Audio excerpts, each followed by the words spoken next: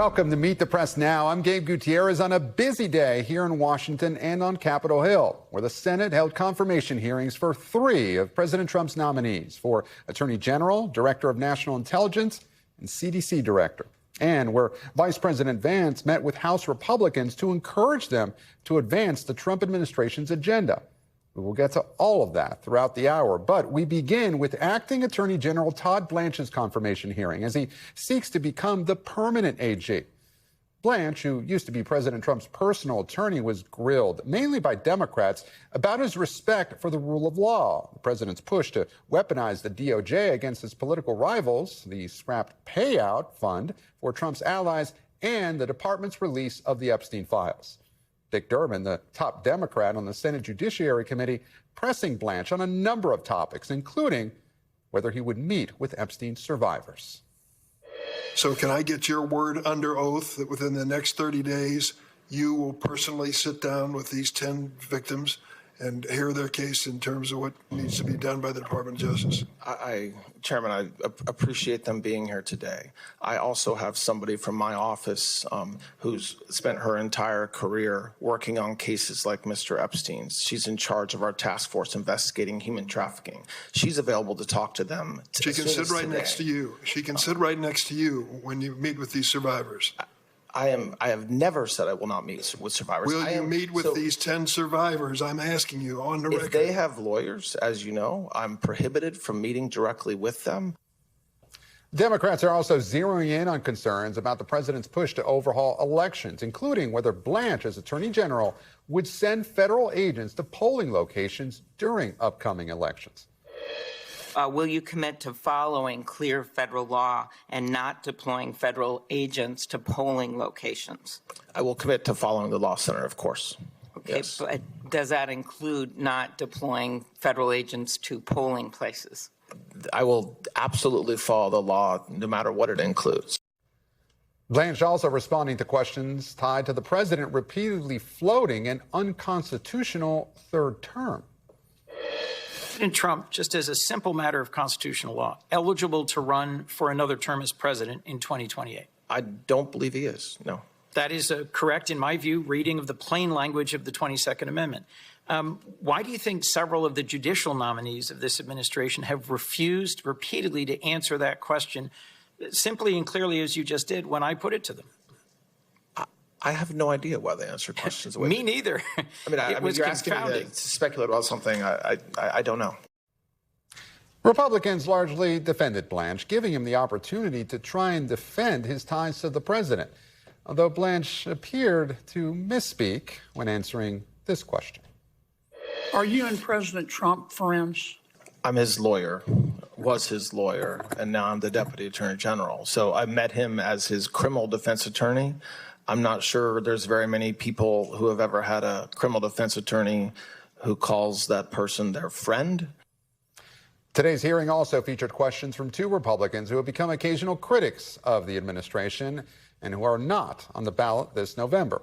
Tom Tillis, who's retiring, and John Cornyn, who lost his re-election primary to Trump's pick, Ken Paxton. Senator Cornyn pressing Blanche about the so-called anti-weaponization fund. It was part of the Trump administration's settlement with the IRS. It was scrapped by the DOJ amid a wave of bipartisan condemnation. But Blanche seemingly conceding that the fund might not totally be dead after all. NBC News Chief Capitol Hill correspondent Ryan Nobles joins me now, and also with me here in studio is NBC News Chief Justice and National Affairs correspondent Kelly O'Donnell. Ryan, I want to start with you. What stood out to you about today's hearing? I think what was most striking, Gabe, is that there are a whole host of issues connected to Todd Blanche, things that you could even describe as controversies, such as his close personal ties to President Trump and his former representation, his handling of the Epstein files, the questions around whether or not he would continue to go after Trump's political opponents using the power of the Department of Justice as a result of that. And then, of course, this weaponization fund. But most of them, if not all of them, probably have little to do with whether or not he will ultimately be confirmed. Republicans seem to be willing to accept his answers to many of these controversial questions, his explanations as a result. And there's really only 2 Republicans right now that appear to have his fate in their hands. And based on what we heard in the questioning today, it seems as though they're pretty much ready to fall in line and vote yes on the Blanche confirmation. You know, Ryan, you know, we heard from Tillis that, yeah, he's leaning towards doing it. With regards to Cornyn, have we heard from him either after the hearing or during the break that indicates where he's falling on this? When you said that he'll likely end up doing it, but is that for sure at this point? It is still an open question. And one of the things that's interesting about these hearings is that it's not unlike a Supreme Court case where you try and glean which way a judge will end up voting on a particular case by the questions that they ask. That's not always a guarantee, and sometimes it can be misleading. But if you go by the way both Tillis and Cornyn conducted themselves, it seems as though they're working their way to a yes. This is what Tillis said during the hearing and then shortly after. Take a listen to that. I didn't need this hearing. I mean, I've met with Mr. Blanche and others, so it's not like we're not having ongoing discussions. So the hearing that I really wanted to focus on the matter today was really, are we all in agreement that 1776 should have a fork stuck in it? And the acknowledgement I got from Mr. Blanche was exactly the one I hoped I'd get from him. Yeah, let's work on it, figure out how to get it expeditiously done. We can erase this, and then see if the Democrats are really serious about this when I go to the floor and you see it. Are you a yes and no undecided on Blanche? I'm a lean yes, but I've still got understandings that they're working on, and they're working in good faith. So I'm optimistic we can get there. So you can tell there from Tillis, he's leaning yes. He wants to vote yes. He seems to be giving Blanche every opportunity to get him to a yes. Cornyn is a little squishier. Listen to how he responded when pressed on a similar question afterwards. You're still undecided at this point. Correct. But what are your concerns? What's your biggest concern, and why are you undecided? Well, it's been a concern all along. You know, he's as the president's private lawyer. He's now taken on a new role. I want to make sure he understands the difference. And, you know, the tax settlement was, I think, very much leaned in favor of the president and his son and the Trump, what do they call it, Trump empire, or whatever it is. And I was pointing out that the weaponization fund, which people were concerned about, is not really dead. He says it is, but he admitted that it could be enforced because this is essentially because this is a contract. The margins are really tight in the Judiciary Committee. If you were to vote no, he would be stuck in committee. Are you prepared to do something like that?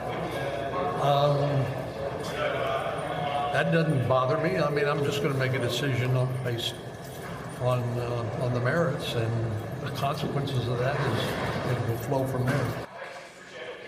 And I think that question you heard our producer Frank Thorpe ask Senator Cornyn at the end there is the key one. Is he willing, even after everything he's gone through with President Trump, to stick his neck out in a way where he would be the deciding vote preventing Todd Blanche from being confirmed? I tend to believe that he's probably not willing to go that far, that he doesn't feel passionately enough about Blanche's issues to stand in the way, but he's got probably 2 weeks to think about this before it actually gets a vote in the committee. And Cornyn has that power in his hands right now, so anything could happen. Gabe. Very interesting drama considering President Trump coming out for his opponent in that primary in Paxton. I want to bring in Kelly O'Donnell right now. Kelly, the anti-weaponization fund in the IRS settlement that we mentioned has received bipartisan backlash here. You just heard in that answer from Senator Cornyn, though, you know, Blanche said it was a moot point, that it wasn't going to move forward. However, some senators are interpreting it to mean that it's not completely dead. Walk us through why that is. Well, Blanche is saying, I'm saying under oath it's not going forward. What Senator Cornyn and others point to is that the document that was a part of the official record leaves open the possibility that the parties involved could renegotiate. That is not sufficient, either Senator Tillis or Senator Cornyn, as we hear them today, because they want to be certain that this will stop. Why? Because they believe it was an inappropriate choice for taxpayers to pay out claims filed against the federal government by people who could include January 6 rioters, others who believe they were somehow weaponized, the Justice Department was weaponized against them. That's the issue. Now, there's still a whole separate method that exists in the federal code where people can file claims if they feel they've been wronged by the federal government. So there's still a pathway. But this was so high profile and viewed by many as an inappropriate use of the president who runs the government getting an agreement from the government. Now, certainly there were a lot of issues that came up during today's hearing, including the administration's handling of the Epstein files and the release of the Epstein files. Certainly that's been looming over the second Trump term. In the hearing today, did Blanche offer or acknowledge any mistakes when it came to the release of the Epstein files or the investigation? Well, he did acknowledge that there were some mistakes made, as he did at the time, in terms of the release of things that it was hurried. He said he takes responsibility for those. He offered an apology that the women, many of the survivors who were there today, have been through a terrible ordeal. He did that sort of a little bit of an arm's length, that he is saddened that they went through it. He did not apologize explicitly for how they've been treated in this process, and that will likely not be satisfactory to those in that community. And he was a little unwilling in repeated questioning to provide a guarantee that they will get to meet with people at the high level of the Department of Justice. His responses to the Epstein questions, were they notably different than what we heard from Pam Bondi during her tenure? Well, Pam Bondi, I think, was at a different time, and so she had some significant missteps. I think he has been able to benefit from being immersed in this since the release of the files. There were problems with that, but he's also saying that there are additional files that do not merit being made public. And there's still a contentious argument about that there are those who want to see more of those files released. And ultimately, only two people, Jeffrey Epstein and Ghislaine Maxwell, were ever prosecuted in this whole elaborate scheme. And there are many who believe there is more information they should pursue. And Ryan, I know one of the more contentious exchanges today was with Senator Dick Durbin. You know, before the hearing today, he had detailed what he had said it was a private conversation that he had with Todd Blanche ahead of today's confirmation hearing. He had told reporters that Blanche told him that he made a mistake on the anti-weaponization fund. But what did Blanche say about that today while testifying? Did he acknowledge a mistake? Did he, what he told Senator Durbin, or what Durbin says he had told him during a private conversation, did he acknowledge that in under oath today? It's clear that Todd Blanche has a different recollection of what that conversation entailed and what could be gleaned from that conversation. He does not acknowledge that there was some sort of mistake made with that, but does acknowledge that they want to try and get rid of the weaponization fund. The process in which the weaponization fund gets undone obviously is still a point of contention for all Democrats and a certain amount of Republicans. But the idea that they agreed on the way that conversation came together, I think, was clear today that there's certainly a difference of opinion as to what happened in that conversation. Ryan Nobles for us on Capitol Hill, Kayla O'Donnell here in the studio, both watching this hearing throughout the day. We thank you so much for kicking us off. And as we mentioned, there was another high-stakes confirmation hearing today on Capitol Hill. Jay Clayton, the president's pick to be the director of national intelligence, also testified before the Senate today. Clayton's confirmation hearing was originally scheduled for last month, but was abruptly canceled by the president hours before it was set to begin. Today, multiple Democratic senators pressing Clayton on issues tied to election security and the president's baseless claims of foreign interference and fraud in the 2020 election. It led to some heated exchanges as Clayton repeatedly dodged and danced around acknowledging that Joe Biden won the 2020 election over Donald Trump. Do you deny that Joe Biden won the 2020 election? Senator, I'm not an election denier. Joe Biden was certified as the president of the United States. So I want to ask a follow-up question to the vice chairman. Who won the 2020 election? I've answered that question. I'm not going to get into that. You have not answered that question. Could you answer the question? Who won the 2020 election? Pretty simple question. Yeah, I said I'm my answer. No, I'm going to give you the same answer. Can you tell me why Joe Biden was certified as the winner of the 2020 election? I'm going back to my constitutional law here, but I don't want to continue to have a debate about this. But I believe he had the most electoral votes. So he won the election? He followed our process, had the most electoral votes, was declared the winner, and who has the most electoral votes? Is it the person that wins or the person that loses? I think that's your characterization. I'm not going to continue. The reason why who won the 2020 election? Like I said, I'm not going to get into that with you. But you do have an obligation to be honest and forthright with the committee. Is anything that I just said not honest or forthright? Yes, you're not being honest or forthright. Who won the 2020 election? I think I've answered the question. We can keep doing this.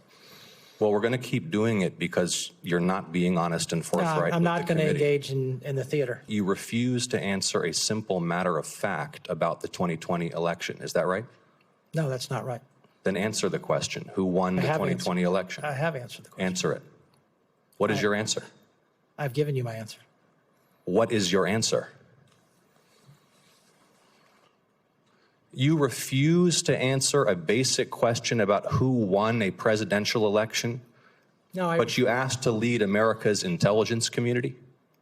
Isn't it humiliating to be unable to answer this question, to have to indulge the president's delusions?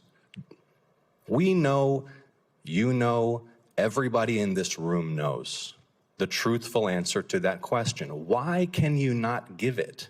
I think I gave you the answer. We've tried umpteen different ways to give you the ability to just acknowledge that Joe Biden was the president. It was fairly and duly elected. I've acknowledged, Senator, that Joe Biden was the president. I've acknowledged that. And fairly and duly elected. And fairly and duly elected under our process. Joining me now is NBC News intelligence reporter Dan DeLuce. So, Dan, we just heard what Jay Clayton had to say or not say about the 2020 election. What else did he have to say about election security more broadly? Well, he didn't say a lot. He was hedging, but he said that he thought election security could be improved. But then when he was pressed about exactly, what was the problem, he was vague, and he was asked, is there a problem with voter fraud? And he said, well, it's hard to answer that until we get better data. Even though many election experts and even cabinet officials from President Trump's first term have repeatedly said that there was no widespread voter fraud. Right. This also comes as President Trump is preparing to deliver a speech tomorrow night in prime time. It's expected to be about election security. Clayton was asked about that today. Let's listen. To what degree, if any, have you been involved in the process for what may be discussed by the president tomorrow night?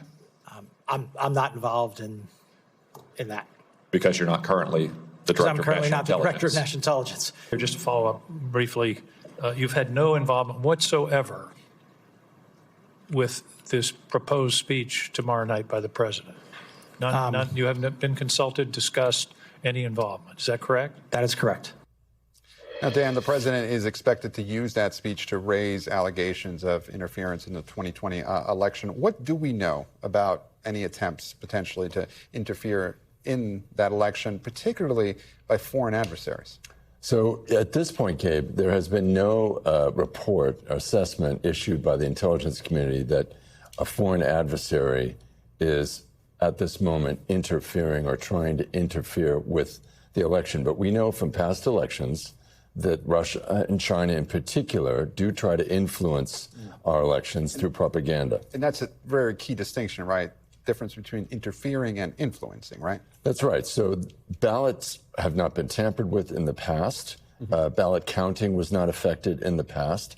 And in past elections, though, Russia, through online propaganda and disinformation, tries to skew the results to their liking. China has not shown a preference for either party. They will focus on down ballot races usually, and they'll generally try to undermine Americans' confidence in democracy. And so far as we know, the administration has not provided any new evidence or, we await to hear what the president has to say tomorrow night. But to your knowledge and your sources, there hasn't been any new evidence provided, correct? That's right, exactly. And one thing to point out that about the 2020 election, there's no evidence that China tried to undermine Trump's candidacy, which some of his allies have alleged.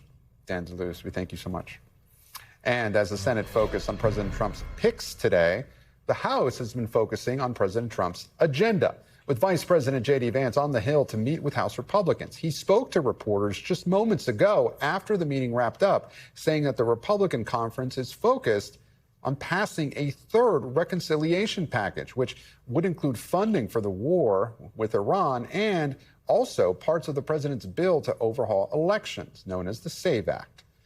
NBC News Capitol Hill correspondent Mel Zanona joins me now. And Mel, the vice president's meeting with House Republicans, it lasted just a few minutes. What did he say was accomplished there?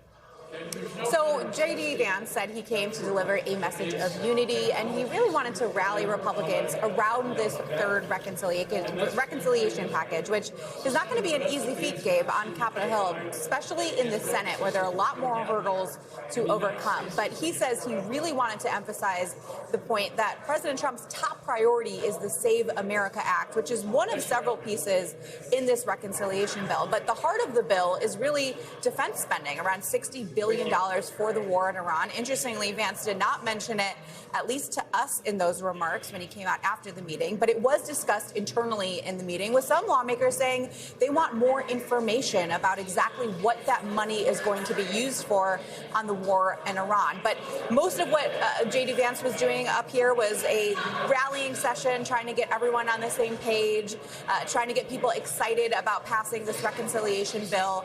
But there are going to be really serious hurdles in the Senate. That's really where the focus and energy is going to be needed, because the Save America Act can't necessarily be passed with this special reconciliation budget line process. They tried doing that in the last round of reconciliation. It was knocked out by the Senate parliamentarian, who's essentially the referee of the Senate. So there's going to be some really, really difficult hurdles here. But all of this, of course, coming ahead of Trump's speech tomorrow. J.D. Vance was asked about that speech, and he said he's not going to give away too many details, but he said to expect Trump to talk about a litany of different topics tomorrow. Yeah, you know, when it comes to the Save America Act, you mentioned this, it didn't have the votes, you know, a couple of days or weeks ago. It, as far as I know, it doesn't have the votes now. Did the vice president give any acknowledgement to what might change? Are they twisting the arms in there? Is there a possibility that, you know, some Republicans that were skeptical on this might actually go along with it this time so as not to upset the president? It's a great question. It is a great question, Gabe. I will tell you that the problems with the Save America Act are not here in the House. It's really over in the Senate, as I mentioned. I think for the vice president, this was also an opportunity to really get some face time with some of these House Republican members. He initially was supposed to address them earlier this week. He had to cancel, he said, because he had to appear on the Joe Rogan podcast. Of course, there's a lot of questions about 2028 and sort of the behind-the-scenes maneuvering that some of these potential contenders are doing right now on Capitol Hill and elsewhere. But for J.D. Vance, this really was about reminding Republicans that for Trump, it's all about the Save America Act right now. Mel Zanona live for us on Capitol Hill with the breaking news of the vice president's visit. Mel, thank you. And coming up, the very latest in the war against Iran as the U.S. intensifies military operations and President Trump threatens to take out the country's civilian infrastructure. We've also got exclusive new reporting on the skyrocketing price tag of the conflict. Plus, President Trump overturns ICE's order that agents pause vehicle chases despite a string of deadly accidents, including Monday's deadly incident in Maine. You're watching Meet the Press now. Stay with us.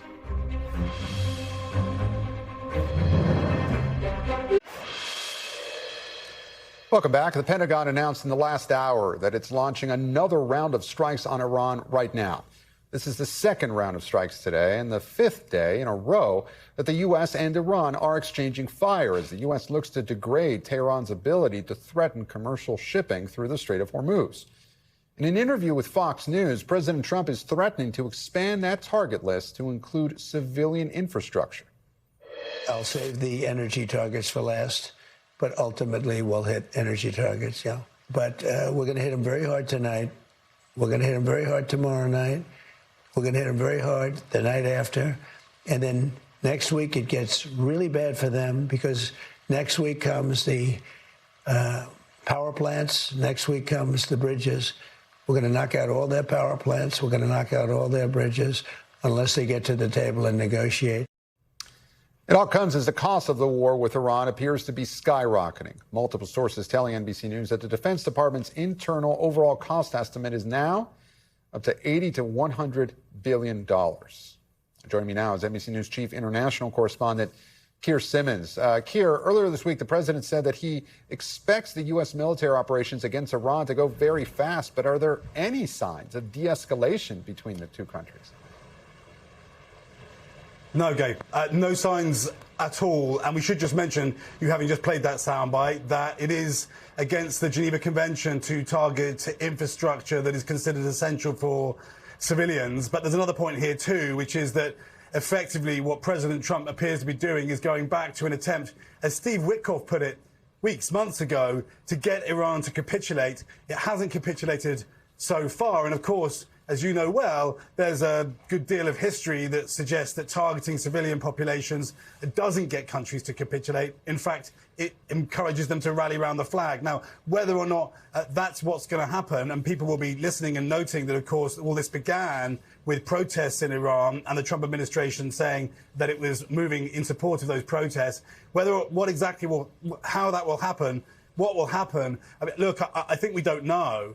We had this week President Trump suggest that he would impose 20% tariffs at the Strait of Hormuz, which you could take a ship from here in Doha to the Strait of Hormuz, although you'd be brave to at this point.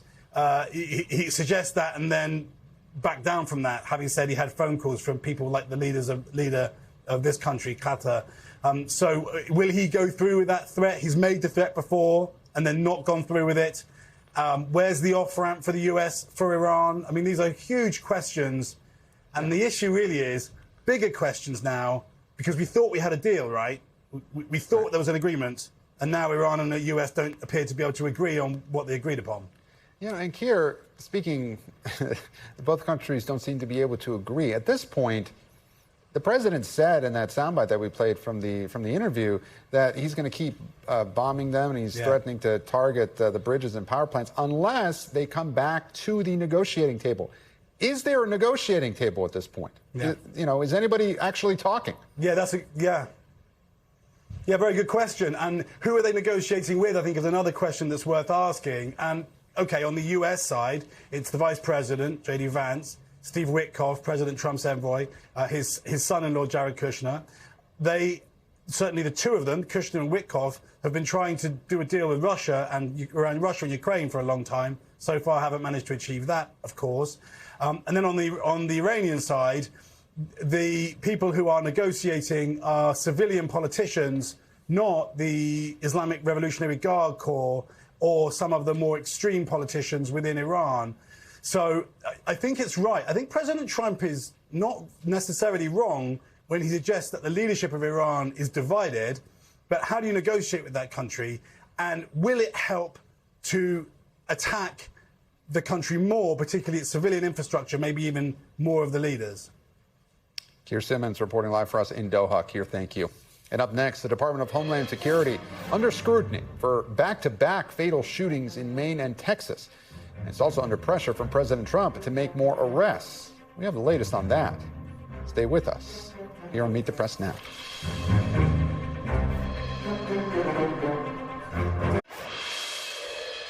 Welcome back. We're following breaking news on the Trump administration's immigration crackdown. The Department of Homeland Security now reversing its decision to pause traffic stops by agents after two men were shot and killed by ICE officers within the last week. The department announced just yesterday that it would halt vehicle stops after those two fatal incidents in Texas and Maine. Both men were in their vehicles when the officers opened fire on them. But President Trump posted this morning on social media, quote, "We cannot give up one of ICE's most important and effective crime-fighting tools and traffic stops," adding, "Keep those crime stat records coming." Senators from Maine, where one of those men who were killed, are now reacting to the abrupt reversal. It was a mistake. He made a mistake. I believe that the DHS position of having a halt in these traffic stops until we know more answers is the right way to go. And joining me now is Senior Homeland Security Correspondent Julia Ainsley. Julia, what are you hearing from officials about what led to this abrupt reversal? Well, it was a surprise to many inside DHS this morning. Just yesterday, they had rolled out a policy telling people in the 25 ICE field offices across the country that they needed to pause all non-emergency vehicle stops so that they could review these two incidents in Maine and Houston and decide if this was an issue of training, and they needed to better train the men and women of ICE about what to do when they're pursuing someone who is in a vehicle because of these two fatal incidents occurring in vehicles. Instead, what they woke up to was the same thing we woke up to, Gabe, which was a post from the president on Truth Social saying that he wanted traffic stops, meaning those vehicle stops, to continue to be a tool by which they could arrest people who are in the country illegally. And so really, by post, the policy changed. And this was a real change for the plan that ICE had carved out, thinking that they needed a pause in order to get to the bottom of what's going on here and prevent future deaths. You know, Julia, I spoke with one White House official today who tried to argue that this wasn't a policy change, that it was just, overturning an internal DHS message. But certainly, if you're an officer getting these mixed messages, does this complicate an already complicated job? Certainly confusing for officers, certainly confusing about who they answer to. Are they answering to Markwayne Mullin? Are they answering to the head, or are they answering to the White House? Because in this case, it seems that this really came as a surprise to the bosses of these men and women who were on the street. And I think what you and I were both getting is I'm talking to people at DHS and you're talking to people inside the White House shows the real breakdown in communication here. And perhaps what the White House is really saying there is that it wasn't a policy because they didn't bless it. We're still trying to get to the bottom of exactly how this policy was implemented, who signed off, and what were the reasons why the president felt that he needed to weigh in and cancel this today. Markwayne Mullin, though, taking the side of the president, putting out another post just after him, saying that they would use every tool available and that they would use anything they could to arrest and deport people in the country illegally, of course, not ruling out traffic stops. Well, certainly it wouldn't be the first time there would be a miscommunication between the White House and the Department of Homeland Security. Julia, in the wake of these shootings, DHS said that body cameras would be sent to all ICE agents. What more do we know about that policy? That's right. It's really been a history of fits and starts with body cameras when it comes to ICE. Under the Biden administration, I remember sitting in a press conference where they showed us the new model that was going to go out to all of the ICE officers. They started a pilot program where about 20% of the officers around the country got those body-worn cameras. But then when President Trump came into office, he put a pause on a mandate that would require ICE or any federal agents to wear those body cameras. Then, after the fatal shooting in Houston last week, ICE put out a statement that they would be sending body-worn cameras out to the men and women of ICE, everyone in ERO, that's Immigration Enforcement and Removal Operations, people who are making most of the arrest, that everyone in that part of ICE would have these within 60 days. So now we're down to about 52 days until everyone should have them. So we'll be marking our calendars and watching the progress. It still hasn't been baked in as a federal mandate, though. Julia Ains, our senior Homeland Security correspondent. Julia, thank you.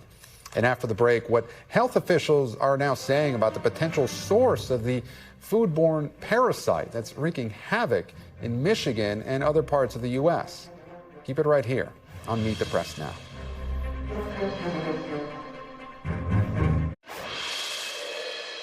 Welcome back. Health officials are racing to find the cause of a multi-state outbreak of a parasitic foodborne illness that's already sickened thousands of people across the country.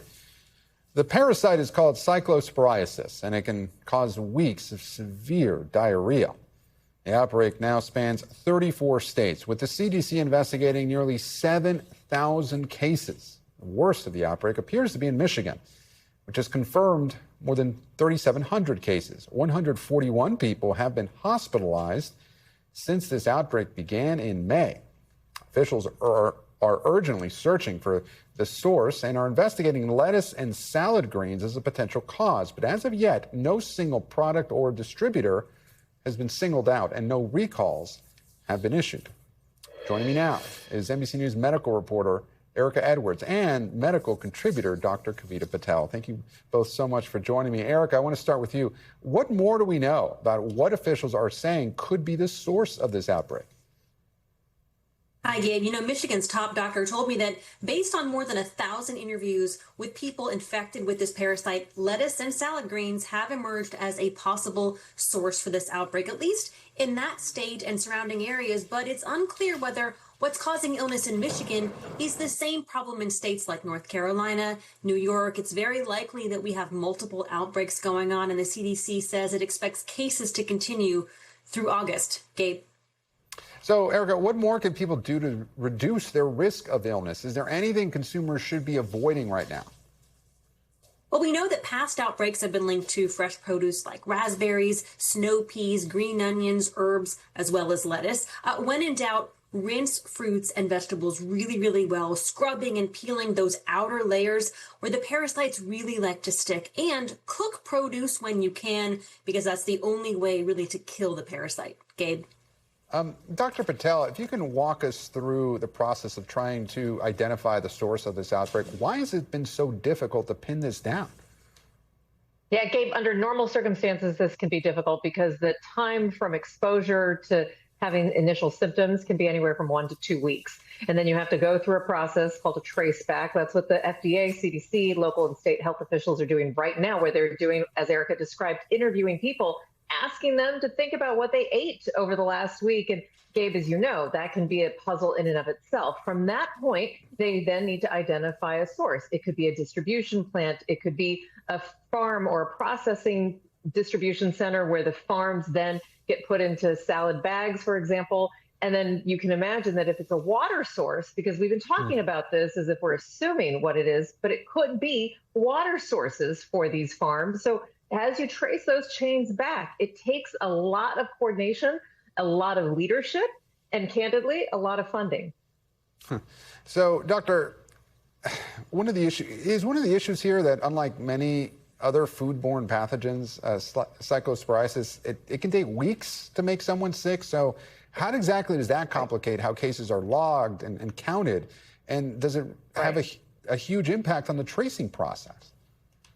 It can, just the weeks alone, because of people's memories, recollection, and then also you're trying to identify sources of food from points in time. Think about those lots and batches that we see on the bags of produce. We often ignore them, but think about any food recall. By the way, food recalls and some of these safety issues are very common. What's unusual about this multi-state outbreak is that we are weeks into this and we still don't really we have not pinpointed these sources. And I think, as you're pointing out, we're just kind of sitting here saying, should we not eat lettuce? Should we stop eating salads entirely? That can wreak havoc across the country as people are trying to think about what to do. And then on top of that, this isn't something people are used to having a little bit of a GI bug, but it's days of illness. So most people are not presenting to clinics like mine on the initial hours of symptoms. They're waiting for days and days. And then we have to do a test, Gabe. Then we have to get the test results back. All of that takes time and coordination that, frankly, just is going to last us probably well into August, as Erica said. And Doctor, so let's talk about how decisions here in Washington or Atlanta could affect people across the country. The CDC scaled back its food surveillance program last year. That program tracks foodborne illnesses. Has that impacted the agency's current ability to track and trace outbreaks like the one we're seeing right now? Yeah, that's the FoodNet program, and it's certainly not helpful but that's not necessarily an active surveillance program. It is an important piece of the arsenal that we have in public health, but it is probably not the most important piece. What's really devastated the lack of federal and state kind of official response time has been over $16 billion that have been cut to public health agencies for a lot of things, including monitoring and being able to respond and investigate these kinds of outbreaks. Gabe, just the investigative services of the CDC alone have been taken down to its bare bones. So this is not necessarily one program. It's a multitude of deficiencies. And I'll just I don't want the country to remember the worst days of COVID, but a lot of this has to do with leadership. We don't even really have that kind of leadership inside of the CDC. We need these voices of leadership at the CDC, the FDA, where you have acting directors right now. That's actually where state and local officials and just regular people like you and me try to get advice from. So you mentioned the CDC and other public health agencies. You alluded to this. HHS has moved to cut billions of dollars in health funding from states and local health offices. So do we have any evidence, though, that that's contributed to a slowdown in being able to get this under control? We do have evidence that that decrease in funding, and particularly in not just the states that have been the most affected, but in all parts of the country, have taken down officials that would have been responsible for being the front line of at least the investigation and the surveillance. Conducting thousands of interviews takes many people hours. Those people hours are exactly where these funding cuts have hit the hardest, Gabe. So yes, you can make a direct line. It's not one program, it's not two programs, but it's a multitude of these cuts, largely in staffing, largely in being able to investigate these exact type of outbreaks and coordinate with other officials. Dr. Kavita Patel and Erica Edwards, thank you both so much. And still to come, building bridges and homes. A pair of bipartisan lawmakers joined me to discuss the landmark affordable housing bill that became law over the weekend without the president's backing. The latest installment of our Common Ground series is next. This is Meet the Press Now.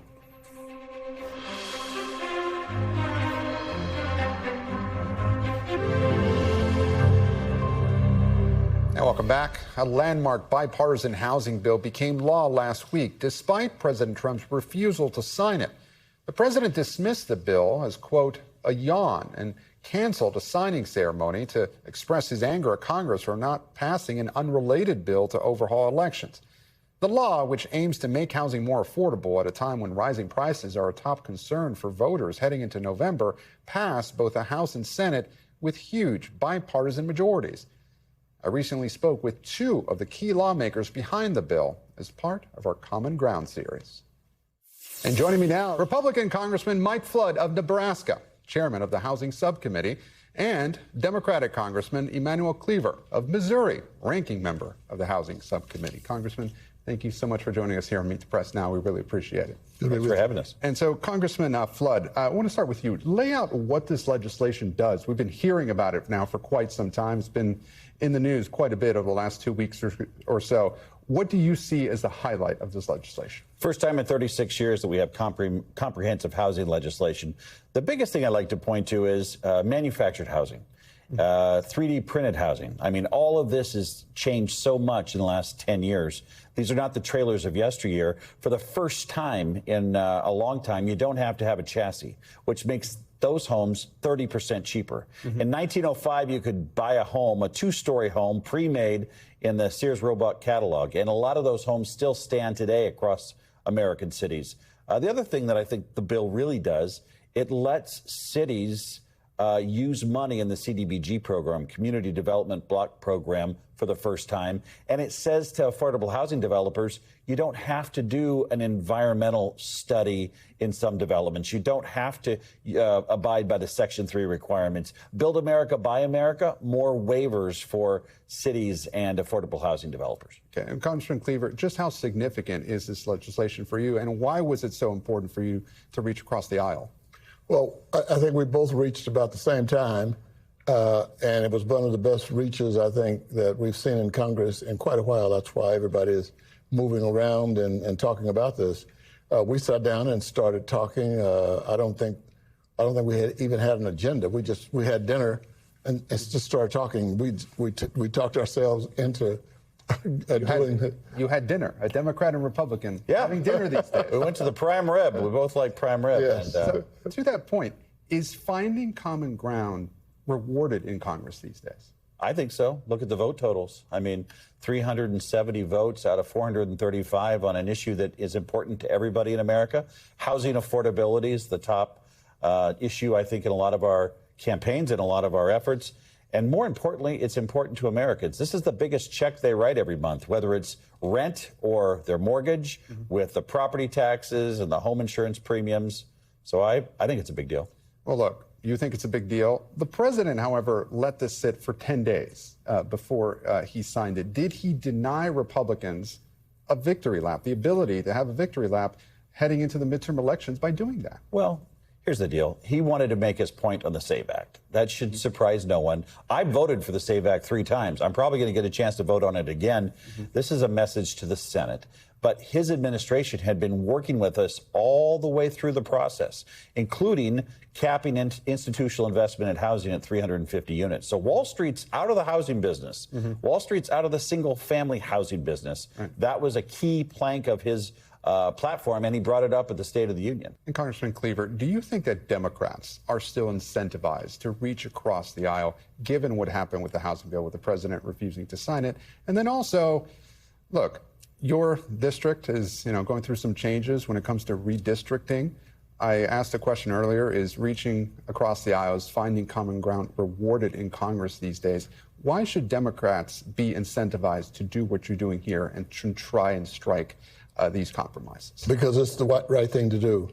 And one of the things I think we might be getting from this effort is the inspiration to the nation and to our colleagues that it is possible, even now in our perceived to be, dysfunctional Congress, for us to get together and do big things.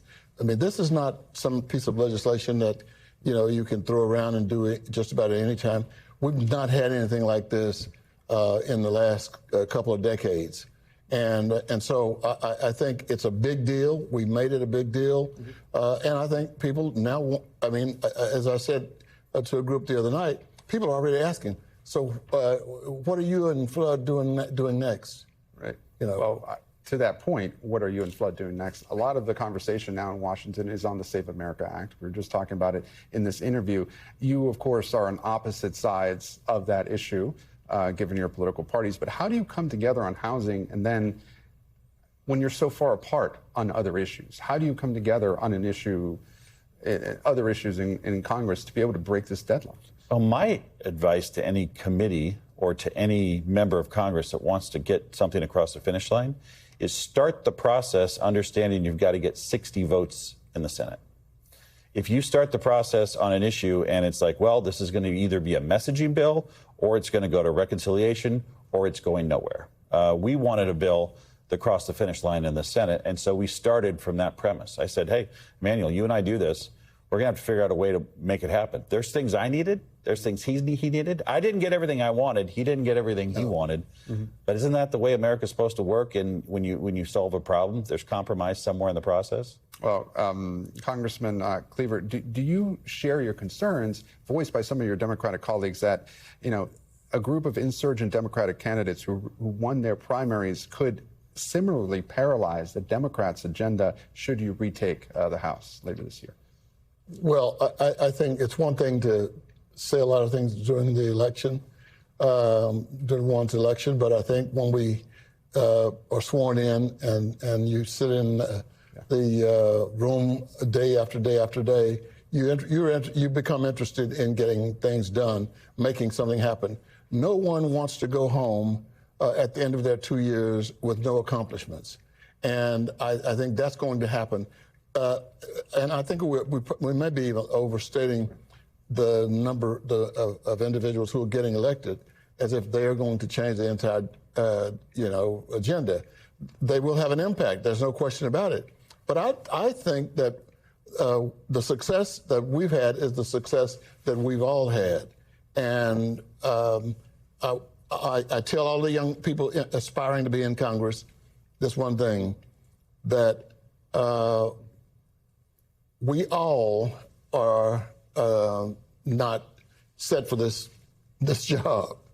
Democracy demands dialogue and debate, and that's what we've had. Well, quickly before I let you go, speaking of dialogue, in the spirit of bipartisanship, Senator Lindsey Graham was known for reaching across the aisle. What do both of you take away from his politics? I had an opportunity to fly with him to Lincoln, Nebraska from Washington several years ago, about 2 years ago. And I was struck by he just loved the process. He loved America. He liked being in Congress. And I think he gave every waking hour of every day, 7 days a week to it. When he was engaged with me on the issue, I bet I got 40 texts in a 3-day period. And I haven't talked to him really since. I mean, that's the intensity he brought to it. And I think when you love your job, you love what you're doing, and you're about getting results, that service to the nation should be celebrated. Whether we agree with him on all of the issues or not is unimportant when compared to the fact that he represented a willingness to sit down with people on both sides of the aisle to get something done. And I think without knowing it, we did pretty much what I think the senator, the good senator, would have wanted us to do, working together. Congressman Cleaver, Congressman Flood, thank you both so much for your time. Good to be with having you. us. I'm Gabe Gutierrez, and we're back tomorrow with more Meet the Press Now. Thanks for watching. There's more ahead on NBC News Now.